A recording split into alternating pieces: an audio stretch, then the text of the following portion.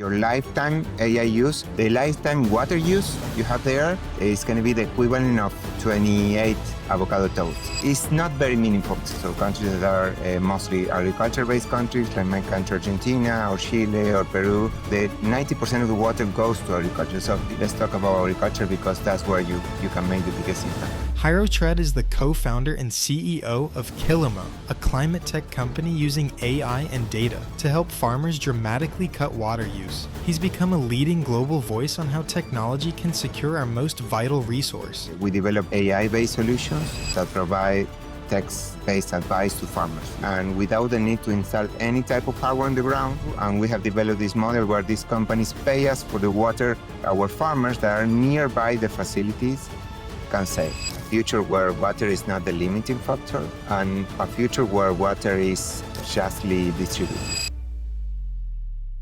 Welcome, Jairo. Why are farmers and not governments or tech companies at the center of meaningful climate solutions? The answer to that is very simple. Farms are big. It happens all the time to me when I take a stakeholder that is not connected to agriculture. We talk about, like, let's say, 100-acre farm, 100 hectares farms. That's a big farm.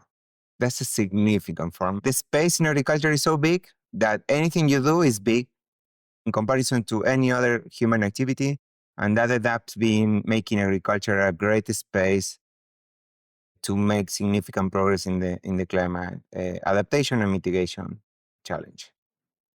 When I listen to the news, I hear a lot of stories about, the water use of data centers or the water use of AI, the water use of factories.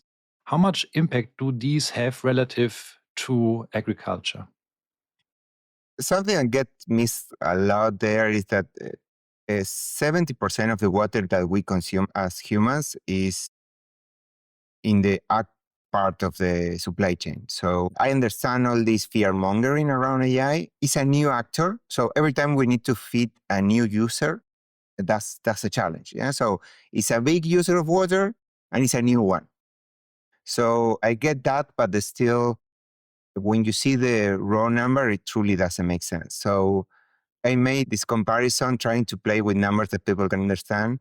And if you do an aggressive calculation of the entire water consumption of your lifetime AI use, let's say that AI scales by 1 million and you use it every day, all the time in your life, the lifetime water use you have there is going to be the equivalent of 28 avocado toasts at the most. Why is that? Because wheat uses a lot of water. Avocado uses a lot of water, especially avocado is mostly produced in areas where water is very, very scarce. It depends, but in many areas that's the case. So it's just fear mongering, and it's fine. Every time we get something new, people get scared, and it's part of the process. At some point, we're going to understand that AI produces significant more value than the value it is abstracted by consuming the water it needs. So the lifetime use of AI is equivalent to the consumption of 28 avocado toasts in terms of water. Yes. Okay, Yes. that's quite impressive. It's not very meaningful.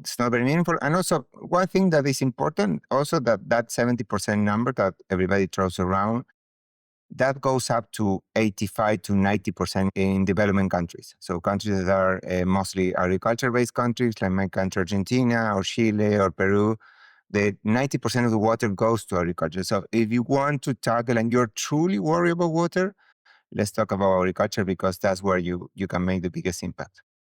And from your perspective on the ground, what is the most pressing challenge around water right now? There are so many, especially in agriculture. So the first one is infrastructure. Less than 10% of the overall irrigation in the world is any type of mechanized irrigation. Around 90% of it is flat. Yeah, it's just opening the gates and flooding the farm. That's the traditional way of irrigating, but it's very inefficient. Only 30% of the water that you flood goes into the crop. Yeah? So, and the rest either gets evaporated or in a useful way gets to recharge the aquifer. But there's a big challenge there, and especially sometimes people get amazed that in areas that water scarcity is extremely tight, like let's say California, you still have a significant amount of agriculture under flood irrigation that truly doesn't make sense. But that's the case. So we have an infrastructure gap that's very much tied to financing. Installing infrastructure for the farmer is really hard, especially with the margins that they have right now, is that they don't have the ability to pay for it in many cases. And many governments are not stepping up to finance that gap in a way that is meaningful. Yeah. The other thing that we see as an opportunity is education. In general, there is a lot of water you can save by just being more aware of how you should irrigate your crops. But the education gap in agriculture is big. We have farmers that have 2 PhDs, and we have farmers that can barely read. And those are farmers we have using our platform at the same time. That's unique. I don't think you have that level of distance in any other application around the world. So the distance is very unique. And on the other end, we think that approach how they can make better use of digital technologies. The third gap I think we should tackle, and we're trying to tackle, is that can we put technology that allow farmers to make better decisions? Can we put this AI revolution that is changing your life, my life, to change the life of farmers? And that's where I'm spending my life. Maybe we can focus on this a little bit. With your company, Kilimo, you basically focus on AI solutions that can help farmers. Could you help us explain a little bit how this works? What do you do exactly around AI there? We try to get value in layers. The first layer of value is, and we started a long time ago, is we develop AI-based solutions that provide text-based advice to farmers. You have to irrigate 2 hours tomorrow. We developed that by combining satellite data and weather data, and without the need to install any type of hardware on the ground, we allow farmers to make better irrigation decisions using the data that is available and engaging with the farmer in a way that is plain and talks with him in a very direct way. Yeah. On top of that, we have developed a pretty unique layer of financing. We discovered an incentives. We discovered an opportunity to connect these farmers with companies that are willing to invest in water security for their own sake, because they need to work on the water security where they have operations. And we connect this company with these farmers, and our farmers get paid for using our technology. We'll talk about the business model in a second a little bit more, but maybe we can talk about the case of the farmer a little bit. What's the real use case of the farmer? Can you maybe share a story of how collaborating with you has really changed the practices of the farmer on the ground? Yes, we have many of those across Latin America, and it's always really nice when you get to approach and connect with those stories. But let's say our first farmer, he's called Pablo. He's close 50 kilometers from my house. Pablo is one of our first customers. We connect with him when we're starting to develop this technology. He provides us with valuable data that allow us to understand how we can better develop our technology.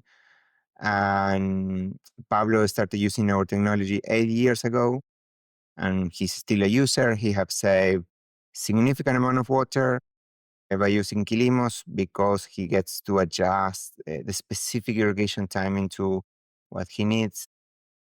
And that's meaningful to him, because in many cases, and especially Argentina, in Argentina, we have a lot of water. Where am I right now is called wet pampas. It's wet. Water is not the problem, but we have an oscillation between deep draws, where you have very little rain, and some flooding. And you oscillate in between that, and that oscillation is getting harder and harder because of the climate crisis. So with Pablo, we have managed him to manage his irrigation better, save a significant amount of water and energy, extend the life of his crops, and also do a better rotation by being very mindful of how he uses water. And that's significant to him, and also show the fact that you can make a lot of impact if you do a little bit of improvement in how you manage agriculture. You don't have to do big things in agriculture. You have to do small things in a large scale. And you already mentioned quickly that actually you pioneered paying farmers for saving water. Could you maybe explain a little bit more how this works? Who actually pays for this?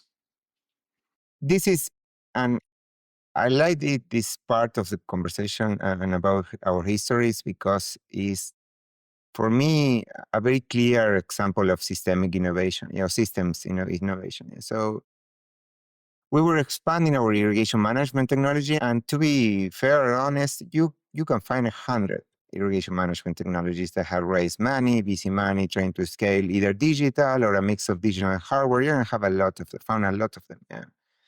But still, at some point, you get into a wall, and that wall is that water is free. So water is free for agriculture. Farmers pay something, but the amount of money that farmers pay for water would be the equivalent money that you spend on your monthly budget on coffee. I mean, it's probably a lot, especially if you like good coffee, but still not significant. Yeah. When you see what's happening there is a reason for that. Yeah? We want food, and we want cheap food. We want cheap avocado toast. I mean, we want them. We want food that we can buy, and we want our eggs to be cheap. And all that runs on agriculture. And if we charge agriculture for all the water that they use, then food is going to be impossible to buy, and we have a problem. So that's good, reasonable. But the problem is that gets us in an area where it truly doesn't make sense to buy a tool like Kilimo or any other irrigation tool. Why would you be more efficient in something that is free? Yeah, what's the point? I mean, what you pay for water is moving it around, and that's meaningful. I mean, the 10, 15% of the money they pay is for to pump water from one side to the other of the farm. So that's okay, but it's not enough. It's not nearly enough. And when we understood that water was free, we started digging and talking with people. And at some point, we managed to discover that there were many companies that were willing to invest in water security. Why?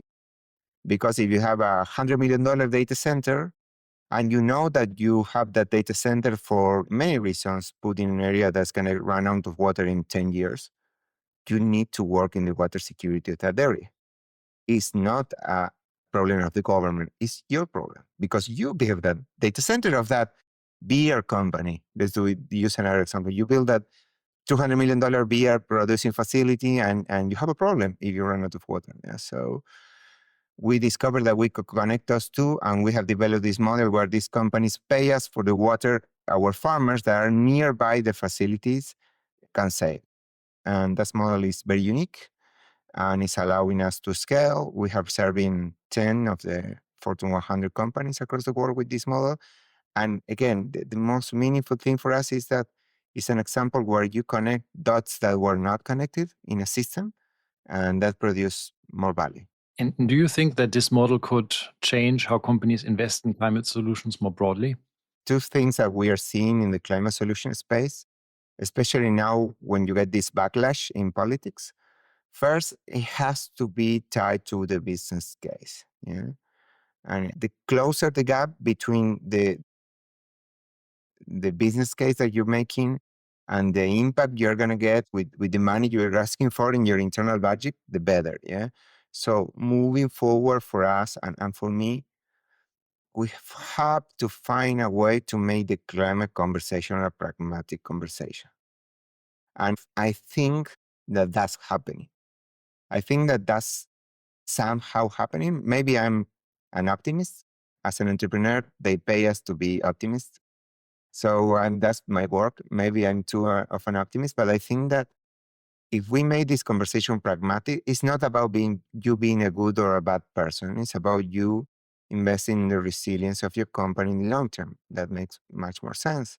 That doesn't make people feel guilty because I don't know what your take is here, Philip, but many of the conversation we have in the 2010s onwards around climate were about shaming and making people feel guilty. And that produces two things. First, and in the short terms, that produce action. That's great. We love action. Yeah. But in the long term, that end up producing this huge backlash that I don't think is good. And that thing is something that we need, and we need to learn from that and build this climate conversation more calm, pragmatic, specific conversation. I agree 100%. And particularly, I mean, what you offer is ultimately a market-based solution to this, where you have different incentives that come together and solve the problem, right? Yes, yes. We can ask for pragmatism the other way around. So we have many times when we say market-based solution, there is a whole set of people that say we don't need anything related with market near climate, the climate conversation. Yeah, I don't agree with that, but I get where they come from. But I like to think so. Water is a collective problem. I say that it's the ultimate boss of collective problems because it's everyone's problem. Yeah? And to solve a collective problem, you need agreement. Yeah, you need people to agree on things. What's the best agreement technology humans have built? For me, the best agreement technology we have built is price. Price is an amazing way of agreeing on things. So if we don't use that amazing technology to solve the biggest problem we need to solve, we're stupid. We're simply stupid. Yeah? That doesn't mean we need a tradable market that private equity should invest. I don't think we need that, but we need to use the tools we have. Markets and price are a great tool, an amazing tool. And you operate across different countries. Where would you say is the biggest potential for water saving at the moment? No, so for us, we generate the water savings from agriculture, and luckily, agriculture is almost everywhere beyond Antarctica. I don't know. So, and even then, I mean, or the moon. So we can produce water savings almost anywhere. But for us, the areas where you have the intersection between agriculture, industries, and water scarcities are areas where we can produce the most value for everyone. Yeah, because we have the companies that are worried about water risks, but they do have a lot of manufacturing. Yeah, we have the farmers that can save water, and we have the overall pressure on the ecosystem. For us, that could be Mexico is a big country for us. It's an important one. India is a country that we are probably going to be expanding soon because the opportunity is big and the tension between production and agriculture is big there. The US has become a bigger and bigger market for us because of all the AI expansion and all this onshoring or nearshoring. We see that those are the ones that we're going to keep expanding. Of course, Europe, there are many countries there. Some parts of Germany, some parts of Spain are area that we're going to keep expanding sooner than later. What do you think is the biggest structural barrier preventing water innovation from really scaling globally? What we're solving. And this is not because I'm trying to pitch it, but because I do think that the conversation around price and water is a key conversation. Yeah, it's the biggest, most needed resource that we have. It's a resource we have a spiritual connection. Everybody has a spiritual connection with water that is different, and it's undervalued, and it's underpriced, and it's not priced correctly. So neither priced in a just way. Poor people spend more money on water than rich people. So in the end, if you compare how much money you spend water in where you're based compared to how much money somebody based in Laos spends on water, the gap is huge, and it truly doesn't make sense. It's not just, it's not correct from a technical standpoint also because they probably have more water in terms of overall resource availability, resources there, but still it's happening. So if we can start finding ways of solving this water price issue, either with third-party incentives, in the way we're approaching with Kilimo, or any other way, please work on that. I think that's very in us and all the water companies to scale in a way that makes sense for us and make us bigger companies. And if you could rebuild the entire global water system from scratch, what could be done in order to get there, what you were just outlining? I think that first, I would initially look for any negative water value incentives. So, for example, in the US and many other countries, you have many use it or lose it laws. So you don't use the full allocation of water you have, you lose it. That's a negative value because you end up over irrigating your farms or over pumping water just not to lose it, right? So the first thing I would do is to do like a sweepy, remove any negative incentive to water use. There are a lot of energy connected incentives. So the water food energy nexus is a tricky one. And there is a lot of incentives there that push people to overuse water or not to care about water enough.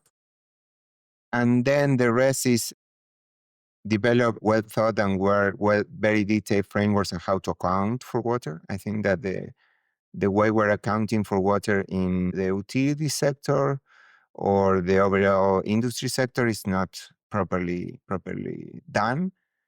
And last but not least, the home water use space, there is a lot of waste there. It's not nearly close to agriculture, but there is a lot of opportunity to improve how we use water at home, and that's connected with incentives. So if you see how much of the electricity provision is measured, that is, they provide you electricity with some way of accounting it, it's like 80% in either development countries or developed countries when you do have electricity.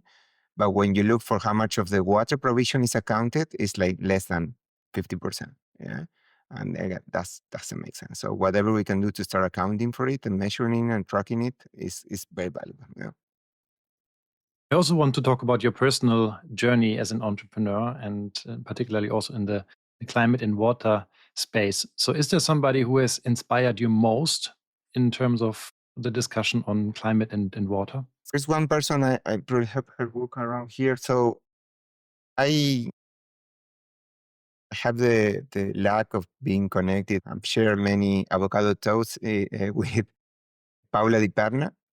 Paula built the first carbon exchange. She also used to work for Jacques Cousteau, I think, and in his initial journeys.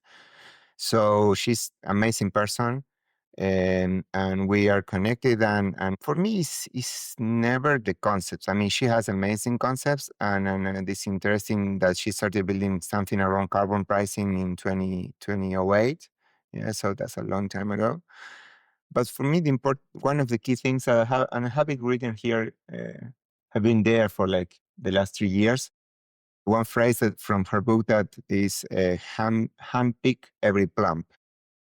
And what's that? Is that for me as an entrepreneur, there are many, many, many incentives and many people pushing us into take shortcuts and to produce meaningful change. And that's my measure of success. So how do I measure success? Did we move the needle? After we account for the history of Kilimo, did we move the needle? And to do that, to achieve that, there is no shortcuts. You have to handpick every plan. You have to do all the work. It's a grind. It's probably going to take half of your professional life or your full professional life. But handpicking every plan, doing the work is something that I took from Paula, and I think it's a guidance for me into the future. Yeah. Is this also the main thing that kept you going? Because the entrepreneurial journey can be quite tiring. So yes, we were talking about motivation with a friend the other day, and I did a little bit of research about motivation. And because it's a question that I asked myself, what do I keep doing this? And initially it was about the values. Yeah, Kilimo is literally reshaping the value of water for agriculture. That's called stated motivation. Yeah, that's a motivation that is internal, but you can name. And that sounds good. I mean, that could be cool. I mean, we can end this podcast saying, no, I want to reshape the value of water agriculture. That sounds great. But at some point you keep digging, and what's a deeper motivation? And for me, a deeper motivation is I enjoy the pain. I truly, truly enjoy waking up every day and having 20 problems in my inbox, having a lot of challenges to solve, having things that I truly don't know how to approach. Yeah, and I enjoy it. I'm broken in that way. And there are many entrepreneurs that are broken in that way, and it's what I do. Yeah, and for me, in the end, and every day I have a bad day. And as I've been an entrepreneur for 14 years now, so I've had and I keep having very very bad days. I remind myself that I enjoy them because I truly enjoy it. And that's weird. I mean, I'm not expecting that to be everybody. You shouldn't enjoy your bad days. It's good to don't enjoy your bad days, but that's where I am. And that's a pattern I see in many entrepreneurs that I share my life with. So they tend to enjoy the pain in a way that is weird. Yeah. And you also took the company basically to a global stage right now and scaled it quite a bit. How has this changed how you operate professionally and maybe even personally?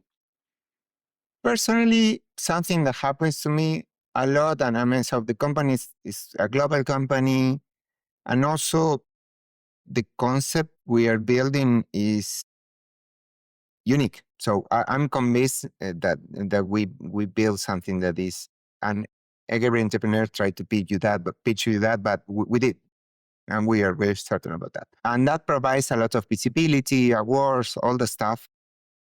I tend to be very paranoid about it because your job as the one running a company is to think clearly. That's what they pay you for. So you have to think clearly. And what happens to you every time let's say we do this podcast and you get people saying, good, great episode, blah, blah, blah, whatever. And every time you go to a stage and you present and people applaud you and say, amazing, well done, blah, blah, blah, whatever, that reinforces the idea that you are right. Yeah. And I hate that idea. Yeah. It's a lot better for me to think that I'm not right. Yeah.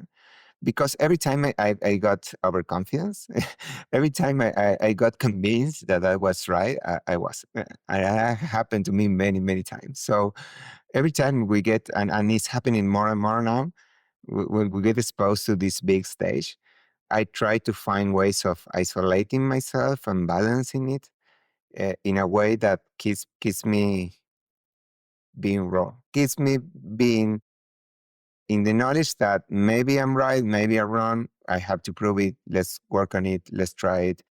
And don't solidify my ideas, because to be where we are, we had to break many impossibles. And the only way to make impossible is to try things that people think are not right. And that's why I get a little bit paranoid. I get to manage it, but it's a thing to manage, at least.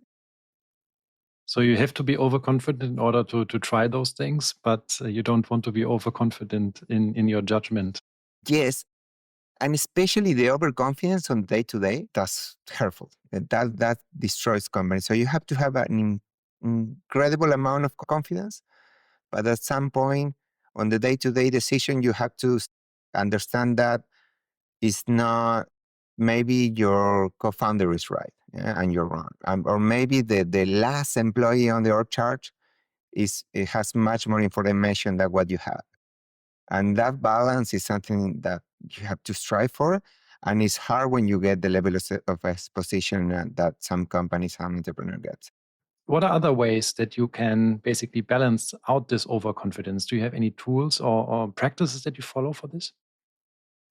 I think that in our internal team, the things we do is we work really hard removing internally anything that showcases that I'm better than the management team, or I as a CEO is better than the rest of the team. So every time somebody takes my idea beyond the idea they have, because I'm who I am, point that out, and I make a specific point of people not to do it. So don't don't do things because I say it. Yeah. Also, we are a very rounded organization. We're around 50 people, but everybody works with everybody. So we have very little silos in the company. I mean, at least we try to. And if I talk again with the last employee on the org chart, anything I say is an advice. It's not an order. Yeah. So anything that builds that doesn't let people make their own decisions, we point it out and we make system around it to avoid it. Speaking last in meetings is very important. Never speak first, and always we always do meetings when we try to get an opinion from everybody, start with the less senior and then with the last senior employee. So that's one. The other one is we do a lot of forms before meetings. So everybody sends their opinion on things, their comments on things before I say anything. And we get that in writing and nobody sees before the meeting. So the idea that you say your things and finding ways of people to speak their minds is something that we try to do because it's important. It's very important. I think that's brilliant advice for everybody to mimic in a way. I just told you that I struggle with the idea that me or any of my co-founders are especially brilliant. We're just people doing the thing that we have to do right now. But you also said, normally you frame things that you do or say as advice. And yes. I think this is great advice that people can think about, how to optimize their decision-making processes internally and keep their egos in check in these discussions, I think. So I want to zoom out a little bit before we wrap up and talk about, what does success look like? You talked about this a little bit. So let's imagine for a second we get water management right. What kind of future becomes possible? A future where we can produce a lot more and produce a lot of more wealth for the full society. A future where water is not the limiting factor. And a future where water is justly distributed. Yeah, so people get their just share of water, because also we have to remember water is a human right. So that makes things a big challenge. So I think that's in the future, a future where we all value water, not because we're good, but because or bad, but because it's the only way to do it. Yeah. The only way to use water is to value it in the correct way. And that's the future we're imagining, and that's the future we're trying to build. Yeah. And we like to end our show on a positive note, and everybody gets the same question. So that is, what makes you optimistic about the future? We have been worse. When you see history, I mean, we have been in worse situations than the one we're in right now. Yeah. And I know we need to think that this moment in history is unique. And we need to think that this moment in history is the worst moment we have. And the challenge we have in front of us, we need to believe that is the worst one, but it's not. No, it's not. We have solved. I mean, humanity had a moment where we were, I think, there were about 10,000 people in the world. And there's one stretch where we got very, very thin, the population of humanity, and then we survived that. And humanity went to a couple of world wars that were very, very, very destructive for us as humans. But still, we are here. Yeah. So we have seen wars. We have lived through wars. So that doesn't mean that we shouldn't keep working. But if you get to live your life with a little bit of perspective, you understand that we're going to solve this challenge and the many challenges we have ahead of us in some way or the other. Jairo, thank you very much for joining us on What's Next today and for showing us the huge potential that lies in agriculture for solving the water crisis, and also the role that technology can play in it. Thank you very much. Thanks, Philip. Thanks for inviting me.